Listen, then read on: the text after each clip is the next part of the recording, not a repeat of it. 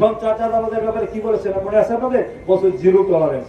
আমি কি বলছি? আমি ওদের সামনে বলছি যে আমাদের দলের সাথে যদি কোনো মাদক, চাঁদা, সন্ত্রাস এবং কোনো অপকর্ম, অনৈতিক কর্মকাণ্ডে জড়িত থাকে তাদের ব্যাপারে ডাবল অ্যাকশন হবে, তাদের কি ব্যাপারে কোনো সার দেওয়া হবে না। তাই আমি মনে করি আপনারা সতর্কবদ্ধ হন। ইনশাআল্লাহ আগামী দিনে এই নরসিংদী থেকে এই নাগরিকগঞ্জ নরসিংদী জেলা থেকে যে মডেল জেলা করা হবে, যেন বসে এই মডেল থানা এবং জেলা হবে ইনশাআল্লাহ, এবং নরসিংদী থেকে মাদক মুক্ত ঘোষণা করবো ইনশাআল্লাহ। আমি মাদকের বিরুদ্ধে আমরা জেহাদ ঘোষণা করবো, জনগণকে ঐক্যবদ্ধ হবে সেই মাদক নির্মূল করার জন্য, মাদক থেকে জনগণ থেকে রক্ষা করার, জনগণকে রক্ষা করার জন্য আমরা যা যা করা দরকার সব পদক্ষেপ আমরা ইনশাআল্লাহ নিব।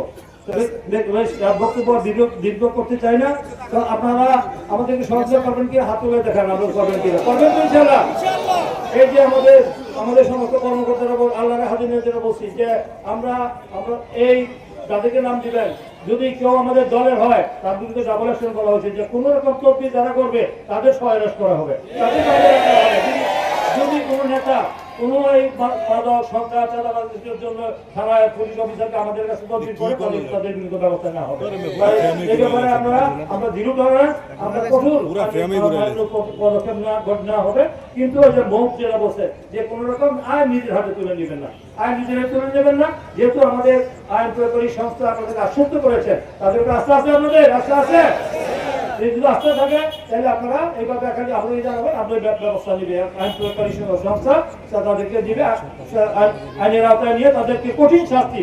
এবং কিভাবে আইন করা হয়, আমাদের মাননীয় আমাদের স্বরাষ্ট্রমন্ত্রী আমাদের দেখেছেন যে বিল উত্থাপন করা হয়েছে, মাদক বিরোধী আইন করা হয়েছে, সেটা পাস হলে আর কঠিন আইন হবে। তারা সমাজে আইনের ফাঁক উঠে বেরোনোর সুযোগ নেই, বছরের পর বছর জেলে থাকতে হবে, বছরের পর বেঁচে খুব তাড়াতাড়ি হচ্ছে, অতীতে করে নেই। ব্রিটিশ সরকারের আমলে তারা এই মাদকের এই বিস্তার হয়েছে, আজকে এটা এই আমাদের সমাজে এটা আরো বেশি ব্যাপকভাবে ছড়িয়ে গেছে। তাই আমি মনে করি যে দ্রুত সময়ের মধ্যে এটা নিয়ন্ত্রণ করার আমরা ইনশাআল্লাহ আমরা ব্যবস্থা করবো।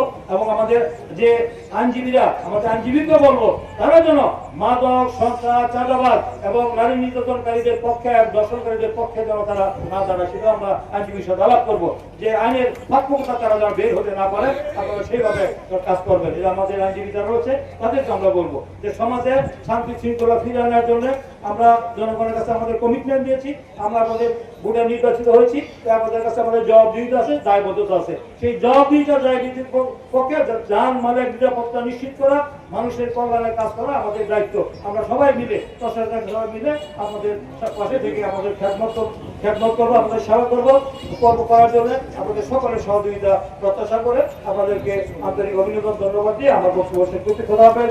বাংলাদেশ জিন্দাবাদ। সকলকে ধন্যবাদ।